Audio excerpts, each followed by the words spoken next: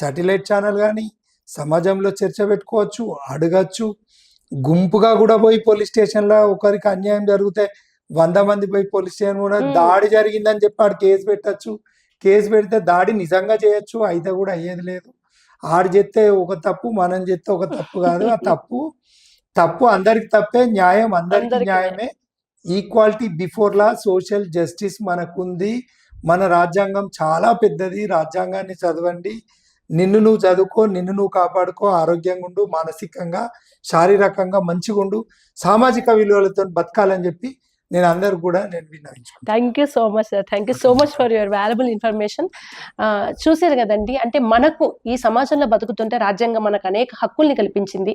ఆ హక్కులతో మనం చాలా ధైర్యంగా మన సమస్యలను ఎలా పరిష్కరించాలనే విషయాన్ని వాళ్ళ అడ్వకేట్ అల్లం నాగరాజ్ గారు విశ్లేషించడం జరిగింది. ఇంకా అనేక న్యాయపరమైన అంశాల మీద ఆయన అభిప్రాయాల్ని, సలహాల్ని మరొక ఎపిసోడ్లో